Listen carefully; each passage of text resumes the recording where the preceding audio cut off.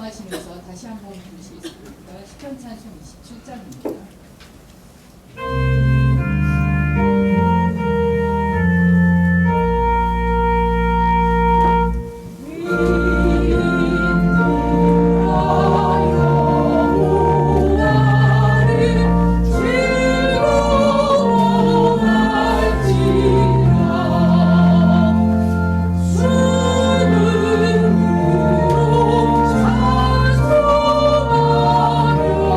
항상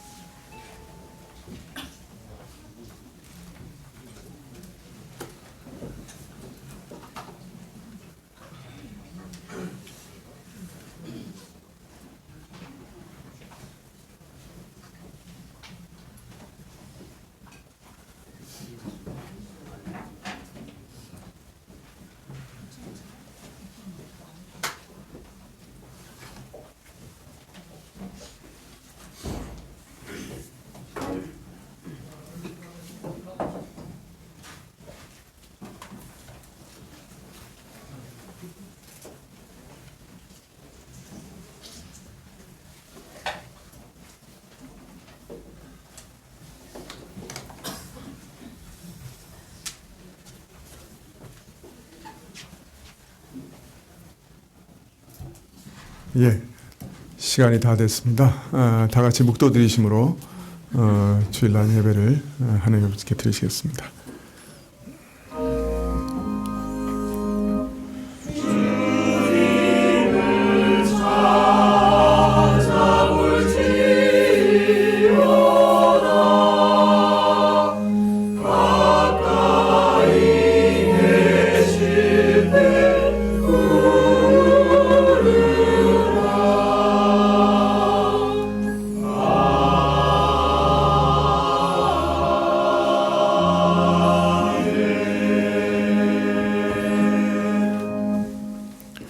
여호와의 말씀에 가련한 자의 눌림과 궁핍한 자의 탄식을 인하여 내가 이제 일어나 저를 그 원하는 안전지대에 두리라 하시도다. 여호와의 말씀은 순결하며 은 도가니에 7번 단련한 은 같도다. 아멘. 아버지 하나님, 우리를 지키시고 이 땅에서 보존하시는 분은 하나님 한 분이신 것을 기억합니다.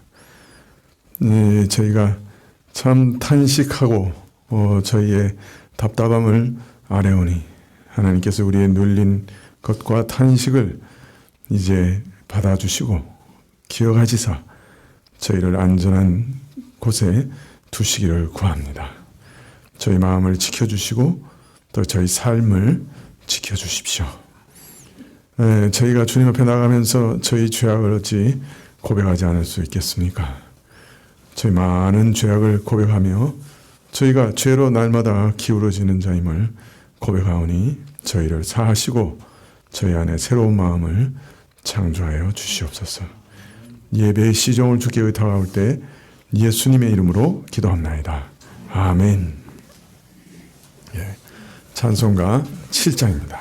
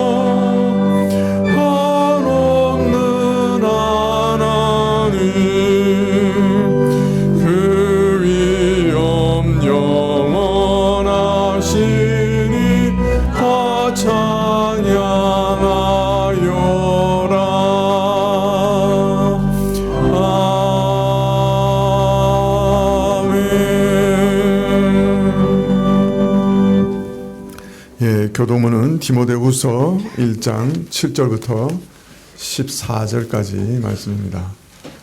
디모데후서 1장 7절부터 14절까지 신약 343쪽인데요. 한 절씩 교도하시죠. 하나님이 우리에게 주신 것은 두려워하는 마음이 아니요 오직 능력과 사랑과 근신하는 마음이니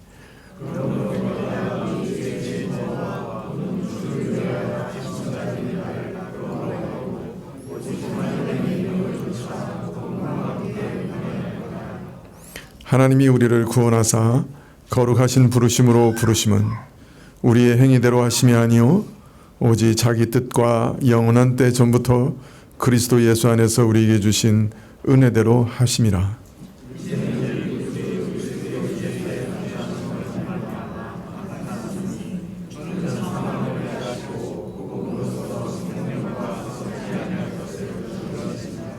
내가 이 복음을 인하여 반포자와 사도와 교사로 세우심을 입었노라.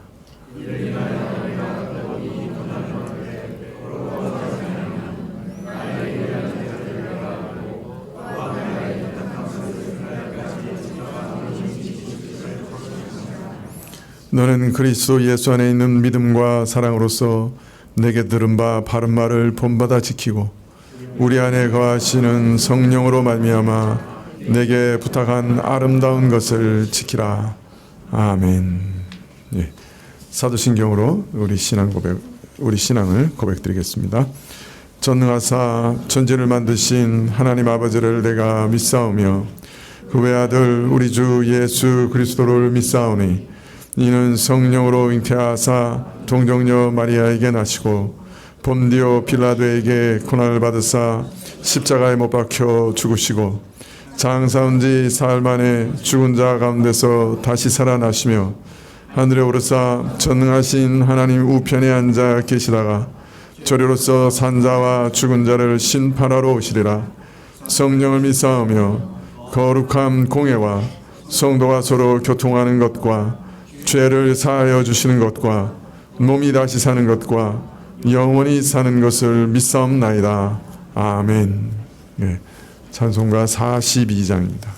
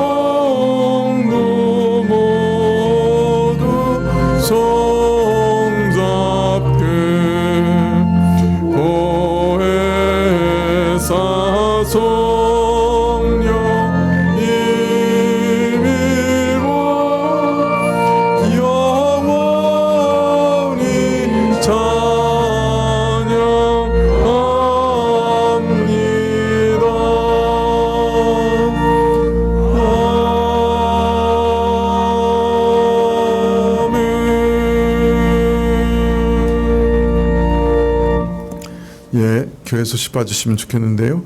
먼저 우리 이충희 사모님 오셨어요. 둘째 아들 우리 우미하고 같이 왔습니다. 잠깐 일어나시죠. 네, 인사하시죠.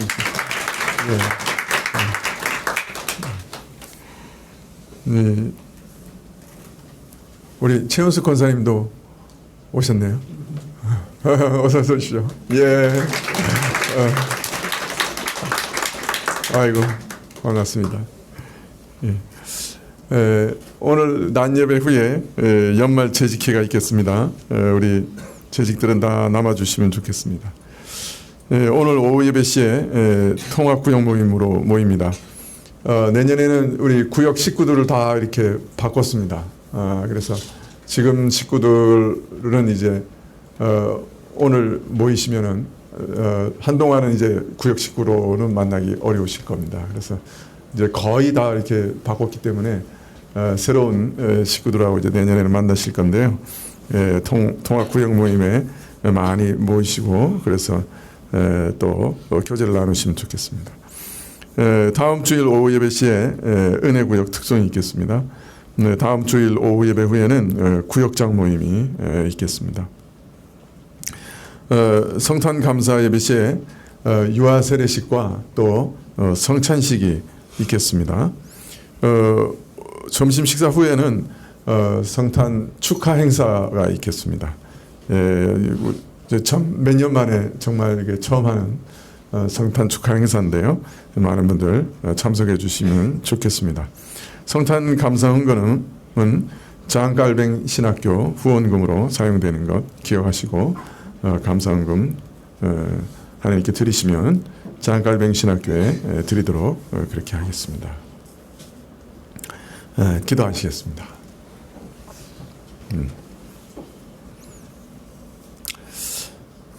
아버지 하나님, 저희가 이 땅에 살아가면서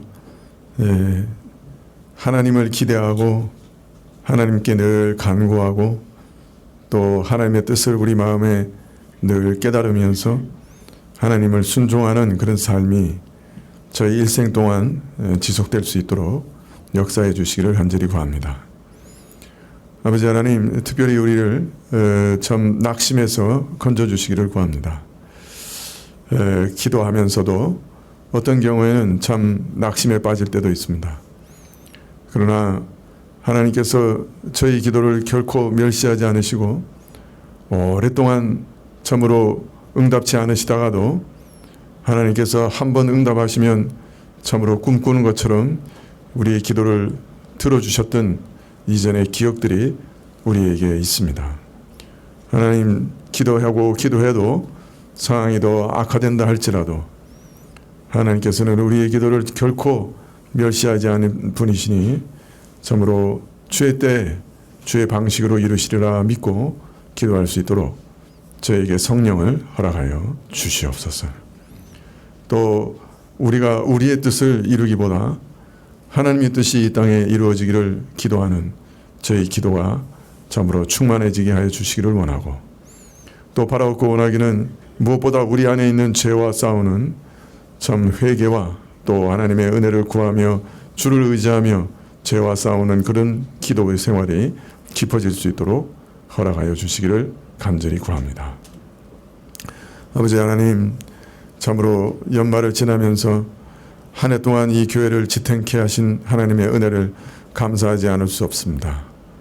또 하나님께서 이 교회 안에 참으로 하나님의 통치가 또 하나님의 다스리심이 참으로 더 크고 분명하게 드러나게 하시기를 이 시간에 또 기도하지 않을 수 없습니다. 하나님, 사람이 참으로 여러 가지로 의논하고 또 투표하고 그래야 하나 그 가운데서 오직 하나님의 뜻이 밝히 드러나게 하시기를 구하옵고, 또 하나님의 말씀이 늘 전파되고 그 말씀의 삶이 순종되고 교회가 순종하여서 하나님, 참으로 하나님이 친히 다스리는 교회가 되게 하시기를 간절히 기도합니다. 주님, 이 땅 가운데 참 공의가 사라지고 폭력이 난무하고 참으로 권세자들이 휘두르는 일들이 저희 눈에 많이 보입니다. 이 나라뿐만 아니라 온 세계가 점점 더 이런 일에 있어서 악화되는 것을 보는데, 하나님께서 공의의 하나님이 아니십니까? 억눌리고 고통받는 자들의 신음소리를 들으시는 분이 아니십니까? 세계 각처에서 또 이 땅에서 억울한 자들의 소리가 하늘에 닿고 있지 않습니까? 하나님께서 그 기도들을 들으시고 참으로 공의로우신 하나님께서 참으로 저들의 피난처가 되어 주시기를 간절히 기도드립니다. 아버지 하나님, 저희가 저희 자신을 대표해서 주께 헌물드렸습니다. 주님께서 받아주시기를 원하고, 또 저희가 한 마음으로 찬양드리오니 저희 찬송을 받으시기를 구합니다. 말씀을 허락하시고 또 예배 이후에 있는 모든 재직회도 주께서 인도하여 주십시오. 모든 것 주께 의탁드리고 예수님의 이름으로 기도합나이다. 아멘. 예. 말씀은 누가복음 20장 9절부터 18절까지 말씀입니다.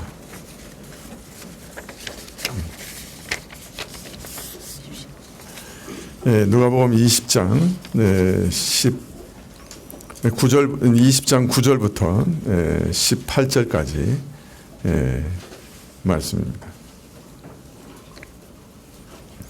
누가복음 20장 9절부터 18절까지 신약 130쪽입니다.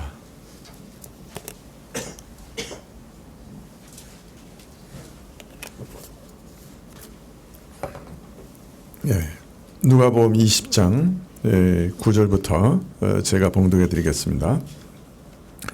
이 비유로 백성에게 말씀하시되 한 사람이 포도원을 만들어 농부들에게 새로 주고 타국에 가서 오래 있다가 때가 이름에 포도원 소출 얼마를 바치게 하려고 한 종을 농부들에게 보내니 농부들이 종을 심히 때리고 거기 거저 보내었거늘 다시 다른 종을 보내니 그도 심히 때리고 능욕하고 거저 보내었거늘 다시 세 번째 종을 보내니 이도 상하게 하고 내어 쫓은지라 포도원 주인이 가로되 어찌할꼬 내 사랑하는 아들을 보내리니 저희가 혹 그는 공경하리라 하였더니 농부들이 그를 보고 서로 의논하여 가로되 이는 상속자니 죽이고 그 유업을 우리의 것으로 만들자 하고 포도원 밖에 내어 쫓아 죽였느니라.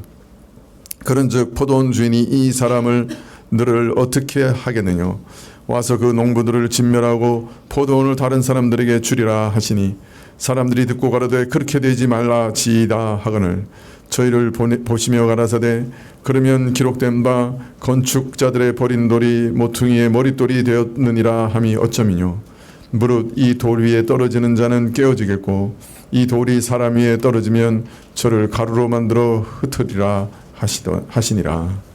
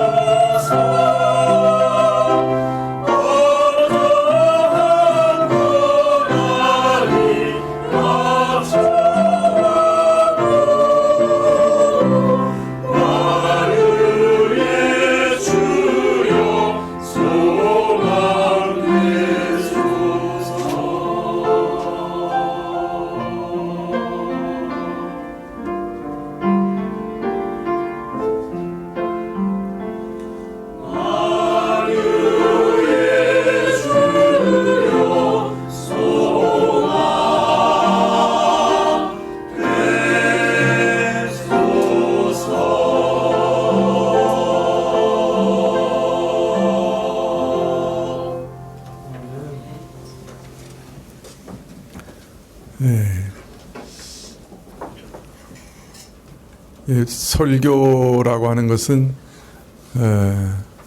제가 생각하는 설교라고 하는 것은 기록된 하나님의 말씀의 의미가 그대로 잘 드러나서 그 말씀이 성도들에게 말하게 하는 것, 이것이 설교라고 저는 생각하고 있습니다. 그래서 늘 이렇게 성경을 강의하고 있는데요. 모르겠습니다. 들으시는 분들에게는 이게 조금 이렇게 재밌는 얘기도 없고 또 다른 교회에서 전해지는 것 같은 그런 어떤 화려한 그런 언변도 없고 그래서 좀 지루하실지도 모르겠다. 이제 그런 노파심이 늘 있습니다. 그러나 이 성경을 강의하는 일이 제 개인의 어떤 생각이나 사상을 최대한 드러내지 않고 사람의 말이 아니라 어떻게든 성경 말씀이 뭘 말씀하시는가 하는 것을 최대한 드러내는 하나의 방식이다 이렇게 생각해서 어떻게든 강의를 하려고 합니다. 지금 우리가 읽고 있는 이 누가복음은 예수님께서 십자가를 앞둔 바로 그 시점에서 어떤 생각과 또 어떤 일들 또 어떤 고난 또 어떤 고통 가운데 계시는가 하는 것을 살펴보고 있습니다. 그렇기 때문에 이게 우리 읽는 사람들도 어떤 때는 이렇게 고통스럽죠. 예수님 고통을 우리가 이제 읽어 나가야 되니까. 그러나 사실 그 가운데는 바로 우리를 향하신 그리스도의 사랑이 거기 절절히 배어 있습니다.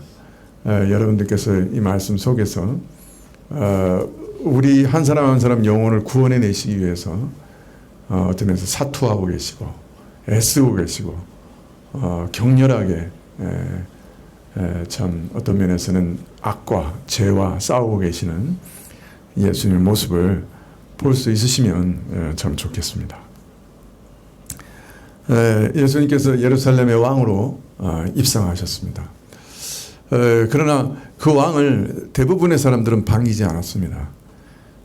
특별히 당시 교회 지도자들이었던 대제사장들과 서기관들과 장로들이 가장 첨예하게 또 가장 먼저 또 가장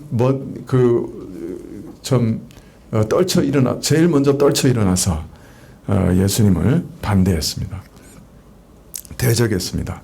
그리고는 하루는 예수님께서 성전에서 가르치실 때 무리를 이루어 찾아와서 예수님께서 그런 일을 하시는 신분과 권세를 밝히라고 요구했습니다.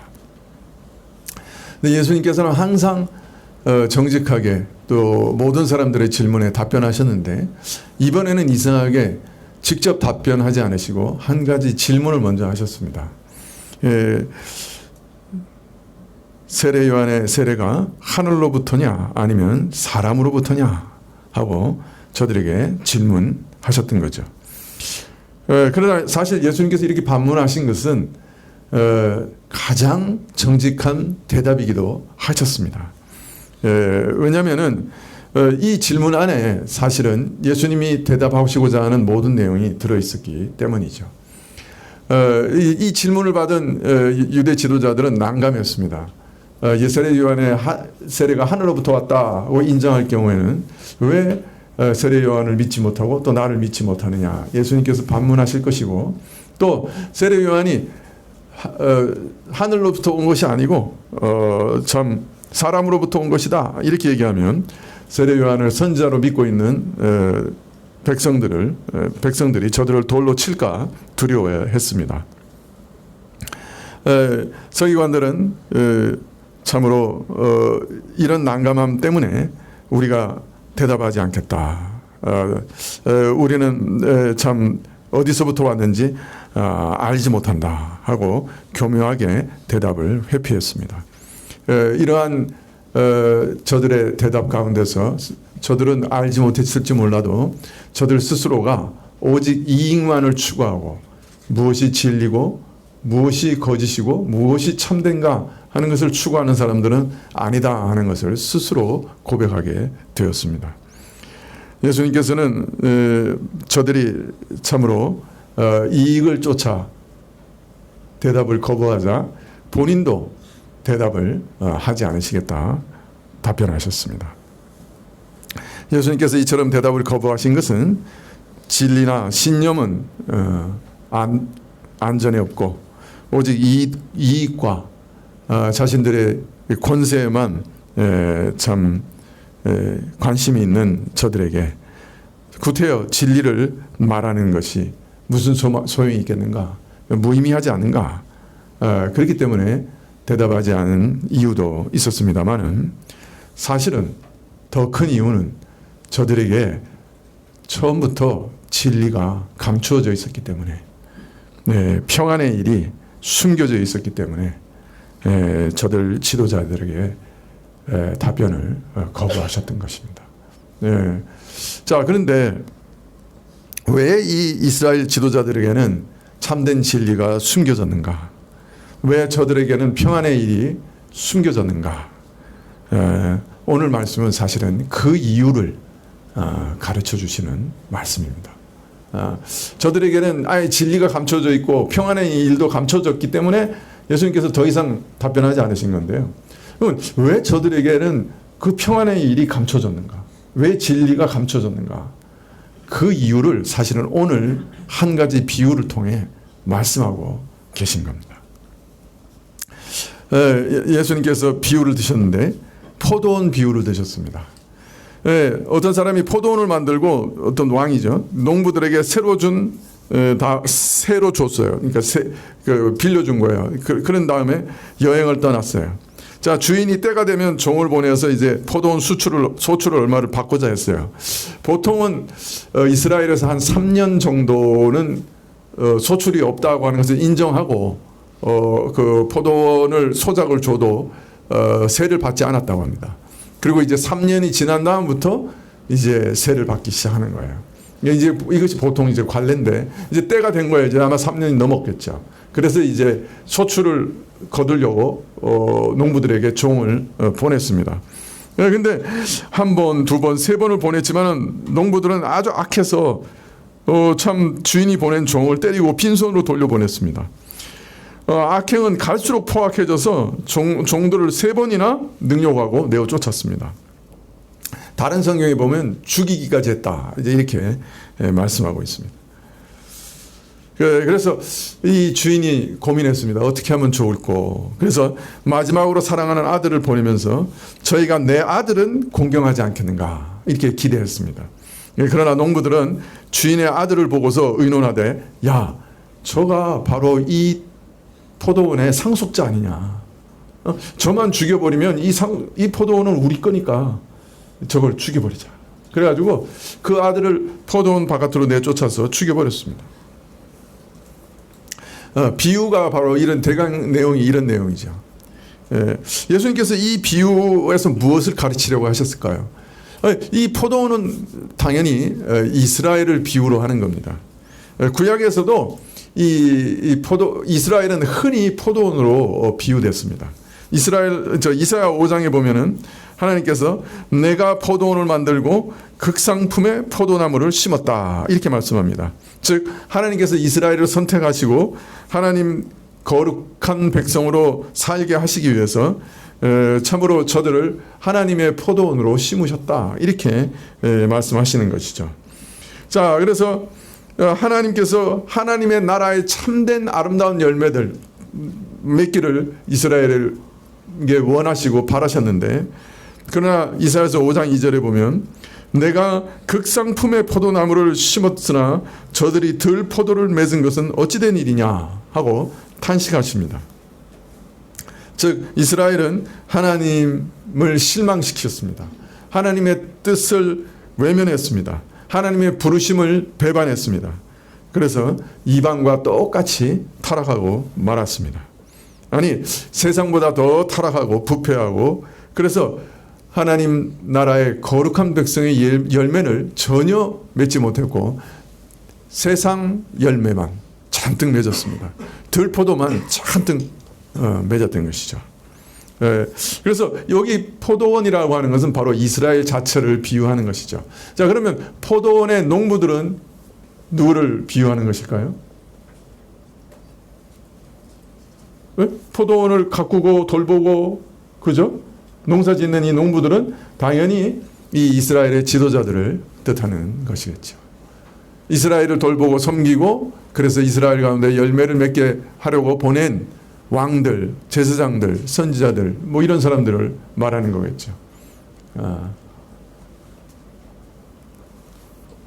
이스라엘의 지도자들이 그런데 어떤 일을 했느냐. 하나님께서 자신의 참된 종, 참된 선지자들을 보낼 때마다 이 왕들, 그리고 제사장들, 또 장로들, 그리고 거기 거짓 선지자들까지 합쳐져서 하나님이 보낸 참 선지자들을 핍박하고 내어쫓고 죽이고 했던 것입니다. 하나님께서 하나님께로 돌아오라고 참된 선지자들을 보내서 계속해서 외치시고, 또 저들에게 참으로 복음을 전하시고 어찌하든지 저들을 자신에게 이끌어오려고 노력하고 애쓰셨지만은 보낸 종들마다 능욕하고 상하고 내어쫓았다. 그렇게 오늘 비유에 말씀하고 있습니다. 특별히 포도원을 돌보게 하신 농부들이, 이스라엘을 가르치고 돌보게 한 그 지도자들이 나서서 선지자들을 때리고 능욕하고 내어쫓았습니다. 자, 이런 반역의 역사가 지금까지 계속되어 오는 중에, 이제 마지막으로 하나님께서는 자신의 아들을 보내셨습니다. 이스라엘을 자신에게 돌이키기 위해서 자신의 외아들을 보내셨습니다. 그래서 예수님께서 이스라엘을 찾아오셨습니다. 자, 그런데 백성의 지도자들은 오히려 당신이 무슨 권세로 이런 일을 합니까? 당신이 무슨 자격으로 사람들에게 가르칩니까? 이러면서 달라들었어요. 그러면서 예수님을 처치하려고 하는 저기를 드러냈습니다. 구약의 수많은 선지자들이 앞으로 오실 메시아에 대해서, 하나님의 아들에 대해서 증거했음에도 불구하고, 세례 요한이 바로 저가 하나님의 어린 양이라, 하나님의 아들이라 그렇게 손가락으로 가리키면서 증거했음에도 불구하고, 예수님께서 수많은 기적들과 놀라운 말씀을 통해 스스로가 하나님의 아들이심을 증거했음에도 불구하고 저들은 그 모든 증거들을 다 부인했습니다. 외면했습니다. 예수님을 거부하고 처치하려고 했습니다. 죽이려고 했습니다. 이러한 저들의 행동과 태도는 마치 주인의 아들을 제거하고 자신들이 포도원을 차지하고자 한 악한 농부들과 조금도 다르지 않다라고 오늘 비유에서 예수님께서는 말씀하셨던 것이죠. 여러분, 그러니까 이 비유는 첫째로 지금 뭘 가르치고 계시는 겁니까? 이스라엘의 지도자들이 왜 예수님을 잡아 죽이려고 하느냐 하는 근본적인 이유와 동기를 가르쳐 주시는 비유라고 할 수 있습니다. 이스라엘의 지도자들은 왜 예수님을 잡아 죽이려고 합니까? 예수님께서 이스라엘의 참된 왕이시기 때문에 그렇죠. 예. 이스라엘은 하나님의 나라입니다. 예수님은 하나님 나라를 다스리는 왕으로 이 땅에 오셨던 겁니다. 자, 그런데 이스라엘을 치리하고 다스리던 대리 통치자들, 이스라엘의 지도자들은 직감적으로 알았어요. 저분이 참된 왕이시구나. 그런데 그 왕을 자기가 받아들이면 어떻게 되는 거예요? 자기들의 권세를 다 잃어버릴 수밖에 없게 되는 거죠. 그래서 저들은 예수님을 죽여 제거하려고 했던 거예요. 그래서 하나님의 나라를 자기들이 다 차지하려고 했던 거예요. 자, 이들에게 있어서 가장 큰 문제가 뭐예요? 물론 하나님 나라를 차지하려고 하는 더러운 욕심이 가장 큰 문제이기도 하지만은 더 앞선 문제는 뭐예요? 저들이 다스리고 있는 이스라엘이 어떤 나라인지 몰랐던 거죠. 저들이 다스리고 있는 교회가 세상의 일반적인 단체나 교회, 나라와 똑같은 걸로 오해한 거예요. 이 교회가 하나님이 친히 다스리는 하나님의 나라인 것을 알지 못했던 거예요. 하나님이 왕이신 하나님의 나라라고 하는 것을 몰랐던 거예요. 자기들이 다스리고 있었는데 그 나라의 본질을 몰랐어요. 그래서 이 교회가, 이 이스라엘이 그냥 세상의 어느 나라나 세상의 어떤 단체나 똑같은 걸로 이해했어요. 그래서 자기들이 그 나라의 권세를 차지하고 자기들이 그 나라의 지도자가 되고 왕이 되려고 했던 거예요. 저들은 하나님께서 저들에게 그 나라를 맡겨서 통치하게 하신 대리 통치자에 불과했는데 저들 스스로가 왕이 되고 치리자가 되고 그래서 하나님의 통치를 부인하고 하나님 나라를 사유화하려고 시도했던 것입니다. 하나님 나라의 진정한 통치자, 상속자가 오시자 그 상속자를 죽여서 그 나라를 빼앗으려고 했던 것이죠. 왜? 하나님 나라가 무엇인지 전혀 몰랐기 때문에. 교회 지도자로 앉아 있으면서 교회가 뭔지도 몰랐어요. 본질이 뭔지도 몰랐어요. 그래서 교회를 자기가 사유화하려고 했어요. 자기 왕국으로 만들려고 했어요. 자기 마음대로 하려고 했어요. 자기 뜻대로 다스리려고 했어요.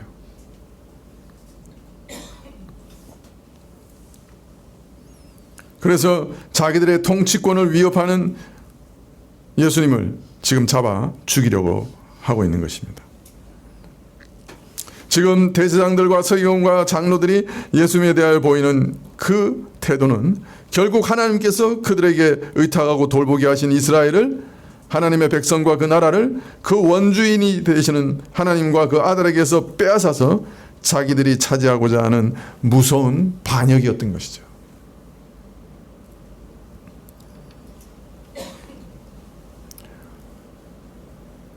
즉, 이 비유를 통해 예수님은 자신에게 질문하고 있는 그 대제사장들과 서기관들과 장로들이 왜 자신을 죽이려고 하는가 하는 그 이유를 가장 깊이 그 동기를 드러내신 것과 동시에 사실은 저들이 하나님의 나라를 전혀 알지 못하고 자신이 다스리는 나라가 어떤 나라인지도 모르는 세속 정치인이며 또 저들은 사실은 그래서 하나님께는 반역자다 하는 것을 탁 드러내고 계신 겁니다.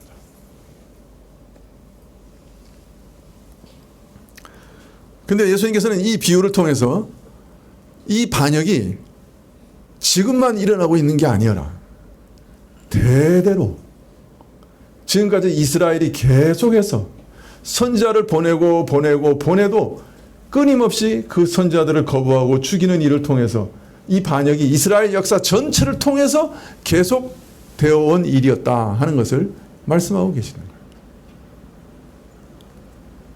그 이스라엘의 역사가 이제 마지막에 대대로 행해온 그 악행을 그대로 답습해서 그대로 계속해서 외아들까지 죽이는 일로 끝을 맺을 것을 이 비유는 알려주고 계신 것이죠. 따라서 예수님께서 저들 유대 지도자들에게 대답하시길 거부하신 것은 곤란한 질문을 회피하시기 위해서, 또 저들과의 충돌을 피하기 위해 잠시 진리를 덮어두려고 그렇게 하신 게 아닌 것이죠. 저들이 의식하지 못했든지 간에 유대 지도자들이 하나님의 아들을 죽이고서라도 스스로 이스라엘의 주인이 되고자 하는, 말하자면 하나님의 포도원을 사유화하려는 야심과 흉계를 가지고 있음을 잘 아셨기 때문에 더 이상 대답을 하실 이유가 없었던 거예요. 저들이 계속 죄를 고집하고 있으니까. 저들은 오래전부터 헤롯 왕과 합심해서 예수님을 죽여 제거하려고 모색해왔고 모해해왔고, 이것은 하나님의 아들을 죽여 제거해서 하나님의 포도원인 이스라엘을 차지하려고 하는 야욕의 시작이었고, 결국 가서는 예수님을 죽이는 것으로 그 야심이 끝나게 될 것을 아셨기 때문에, 또 저들이 죄를 끝까지 고집해서 저를 메시아를 죽이고 끝내는 망하게 될 것을 아셨기 때문에 예수께서는 더 이상 대답하지 않으셨던 거예요. 대답하시지 않고 오히려 대답하지 않는 이유를 오늘 비유를 통해 알리셨던 거죠.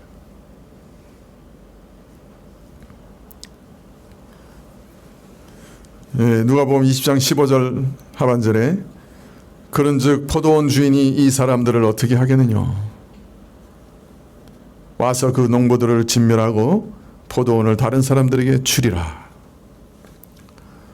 예수님께서 주인의 종들을 그 아들까지 죽여 제거하고 포도원을 차지하려고 하는 이 농부들을 주인이 어떻게 처리할 것이냐, 농부들을 진멸하고 포도원을 다른 사람에게 줄 것이다 말씀합니다.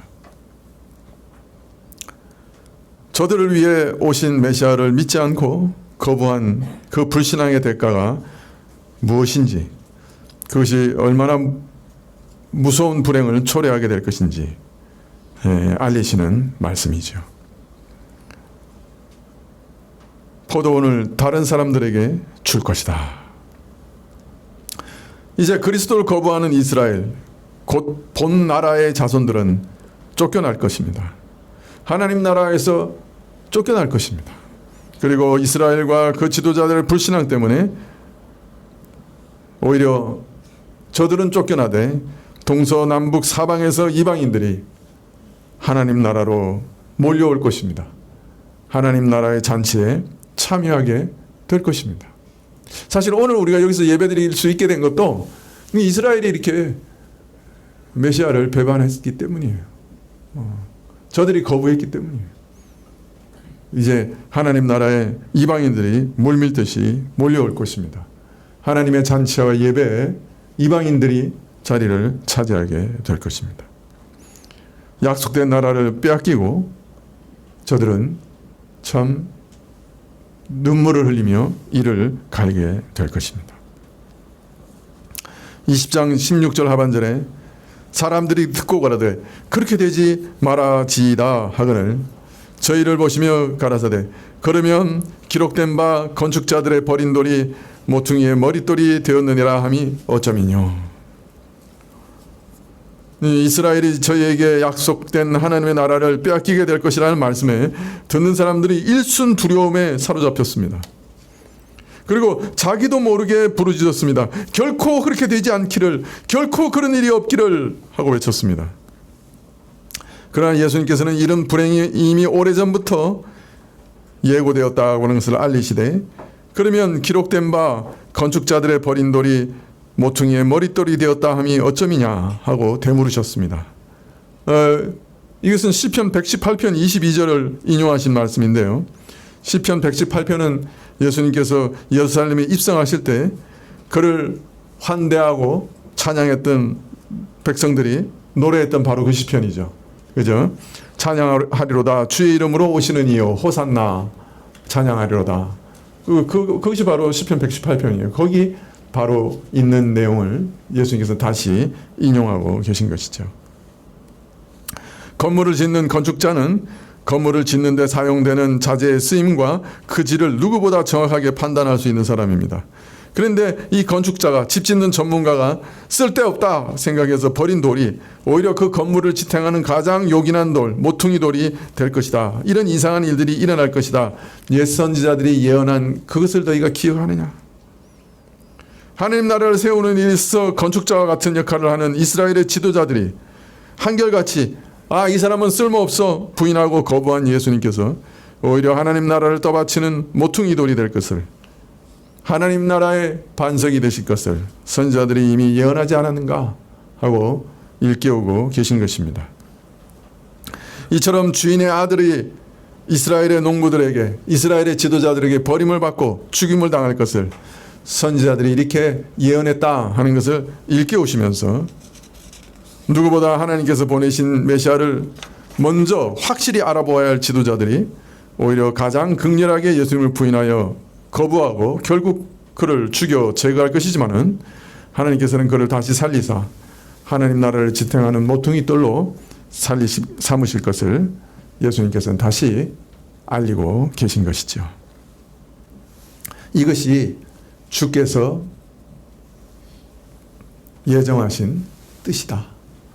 이것이 주께서 이미 결정하신 뜻이다. 하나님께서 이런 방식으로 모든 세상의 죄인들의 죄를 해결하시고 모든 죄인들을 구원하시기로 결정하신 것이다.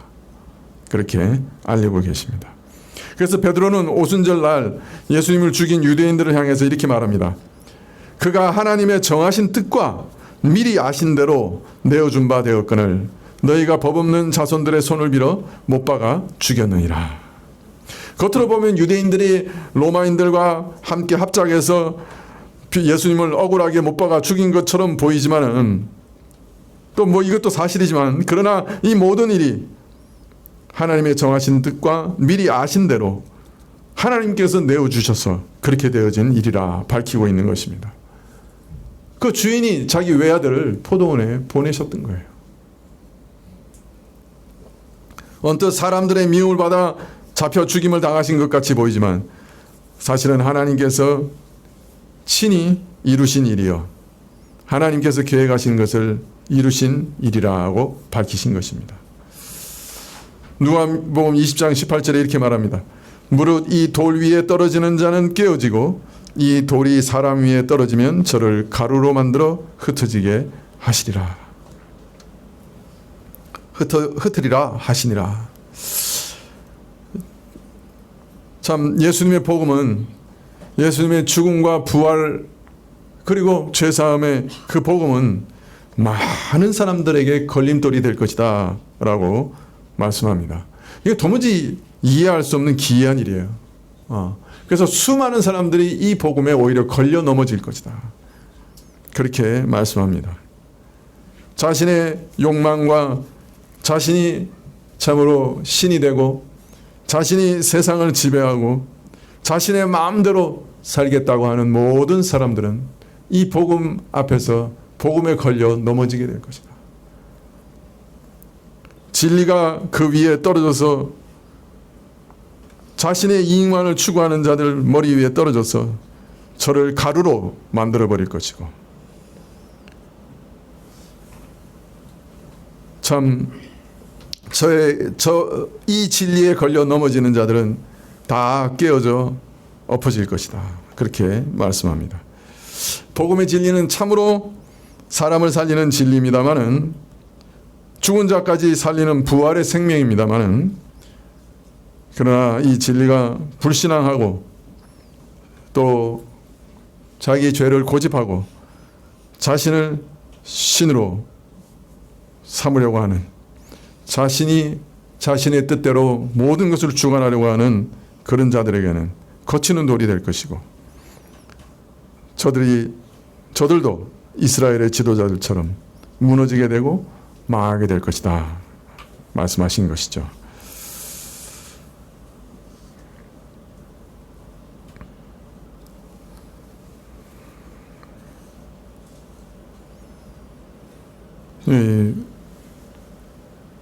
여러분 인류 가운데 참 이해할 수 없는 수수께끼 같은 일들이 참 많죠.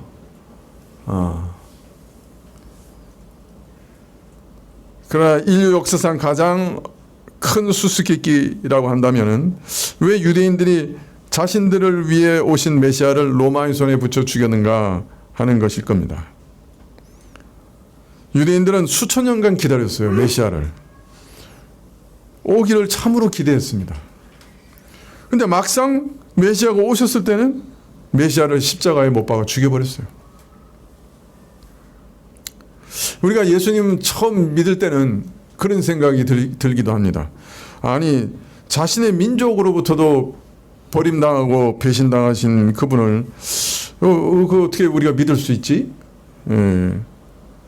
그래서 예수님을 나의 구세주로 메시아로 받아들이는 것이 방해받기도 합니다.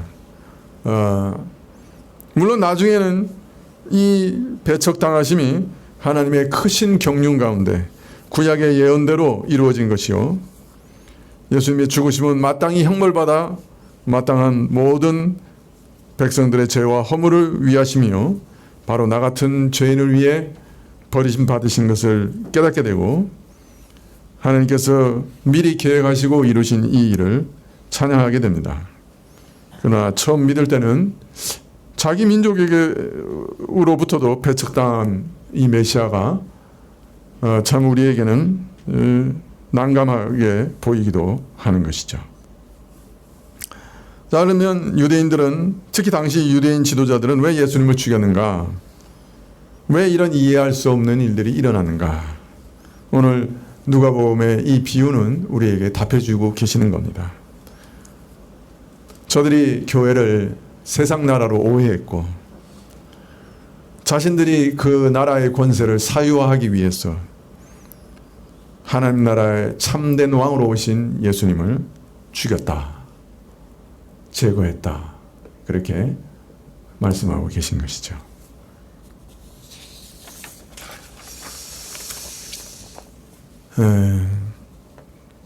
이런 말씀 들으면 이건 뭐 옛날 유대인들 얘기고 예수님 당시 사람들 얘기고 나하고 무슨 상관이 있는가, 그렇게 생각하기 쉽죠. 그러나 여러분, 이 유대 지도자들처럼 뭐 대단한 악심을 품고 그 하나님을 반역하고 막 배신해야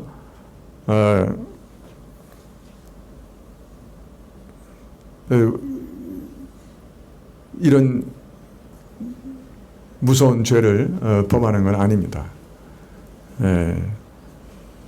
사실은요, 세상의 모든 사람들이 하나님을 하나님으로 인정하지 않고 자기를 신으로 삼고 자기가 자기 인생을 자기 마음대로 살기를 원합니다.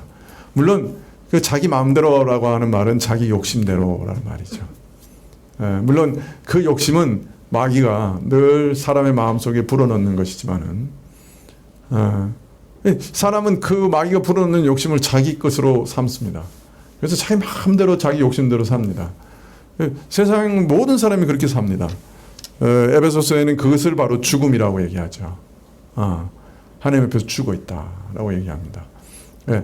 근데 사실은 그 죽음의 본질이 뭐냐면 그냥 하나님과 아무 관계없이 죽어 있는 게 아니에요.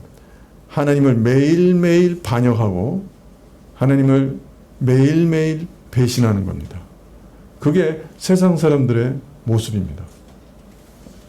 우리는 많은 사람들이 이 세상에서 형벌을 받고 고통을 받고 또 어떤 때는 자연재해로 죽고 막 이러면은 아무 죄도 없는 사람들이 왜 저렇게 무서운 일을 당하는가 그렇게 생각하지만 아닙니다, 여러분. 아무 죄 없는 사람은 아무도 없어요. 예수님 믿지 않는 사람들은 오늘도 매 순간 하나님을 반역하고 있습니다. 매 순간 하나님을 미워하고 대적하고 있습니다. 사실은 자기가 의식은 못하겠지만은 매 순간 하나님 앞에서 반역자로 살고 있는 거예요. 이게 무서운 겁니다.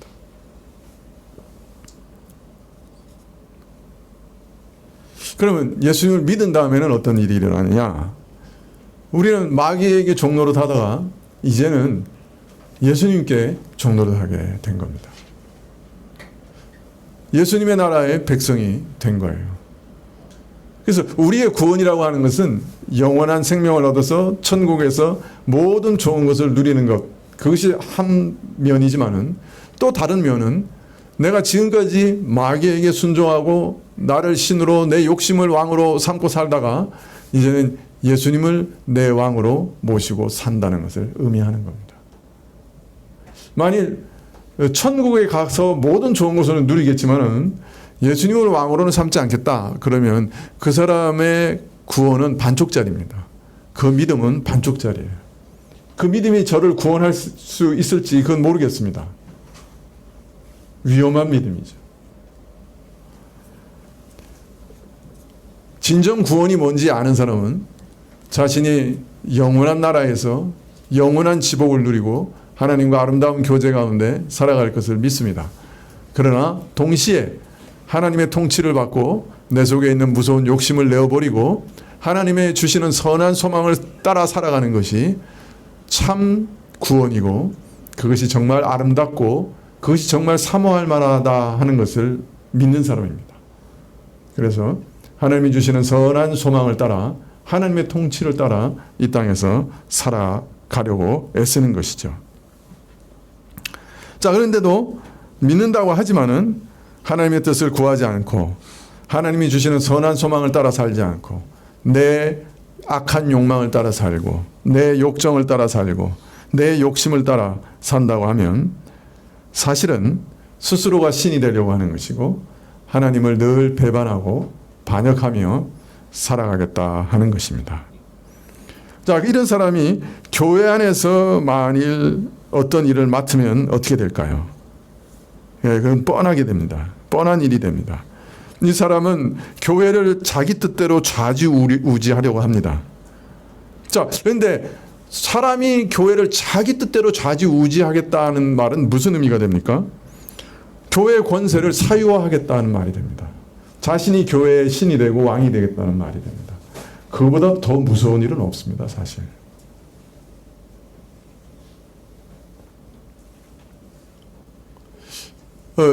목사로서 목사의 뜻대로 교회가 통치되어야 된다. 그보다 더 무서운 말은 없습니다, 사실.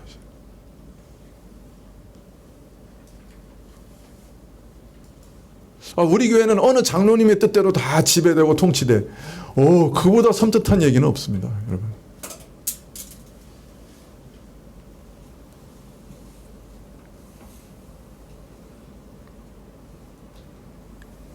그래서 우리가 늘 하나님의 말씀과 그 원리에 귀를 기울이고 일상의 삶에서나 또 교회에서나 늘 하나님의 뜻을 구하며 순종하는 것은 너무나 중요한 일입니다. 사실 제가 회개하는 일 중에 아주 많은 분야가 이거예요. 하나님, 내가 오늘도 하나님을 반역했습니다. 하나님 뜻대로 살지 않았습니다. 하나님을 배반했습니다. 이게 제 회개의 기도의 상당한 부분을 차지합니다. 여러분, 우리가 이 땅에서 예수를 믿은 다음에 왜 남은 삶이 주어지는지, 그것은 뭐냐면 우리 마음의 영토 가운데 하나님을 순종하는 부분을 자꾸 늘려가는 것이 남은 삶의 이유입니다. 하나님을 반역하고 하나님 뜻대로 살지 않는 우리 마음의 영토 가운데 그 영토를 자꾸 줄여가야 되는 거예요. 죽을 때까지. 하나님을 배반하고 하나님을 반역하고 하나님 뜻대로 하지 않는 부분을 자꾸 줄여가야 되는 거예요. 아마 마지막까지 남아있을 거예요. 그렇지만은 자꾸 줄여가야 돼요. 그리고 하나님을 순종하는 마음의 영토가 자꾸 넓어져야 됩니다. 이게 우리가 이 땅에 있는 이유예요, 사실은. 최고의 목표예요, 이게. 내 마음에 하나님의 통치의 영역을 넓혀가는 것. 이게 이 땅에 우리가 존재하는 이유이기도 해요, 여러분. 그렇게 하면 우리는 아름다운 열매를 맺게 되고 다른 주변에 있는 모든 사람들에게도 선한 열매를 맺을 수가 있습니다. 무엇보다 하나님의 자녀와 백성으로 아름다운 모습을 드러낼 수가 있습니다. 여러분, 이 땅에서 예수님을 왕으로 모시고 사시기 바랍니다. 예수님이 다스리시는 마음의 영토가 날마다 넓어지시기를 간절히 소원합니다. 기도하시겠습니다.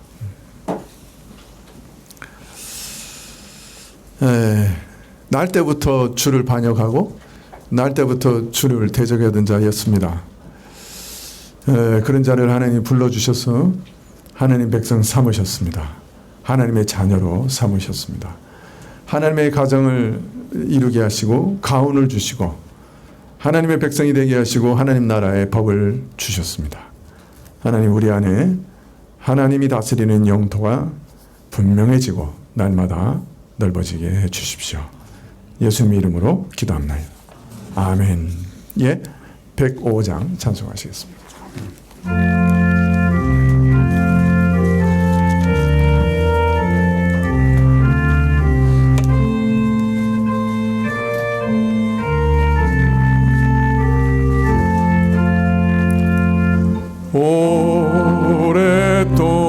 오랫동안 기다리던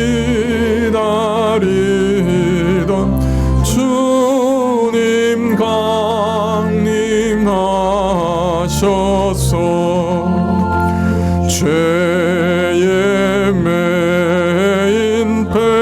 백성들을 자유 얻게 하시네. 주는 우리 소망이요 힘과 위로 되시니 오래 기다리던 백성 많은 복을 받겠네. 모든 백성 구하려고 임금으로 오시니 영원토록 우리들을 친히 다스리시며 죄로 상한 우리 마음을 은혜로써 고치고 주의 빛난 보좌 앞에 이르도록 하소서.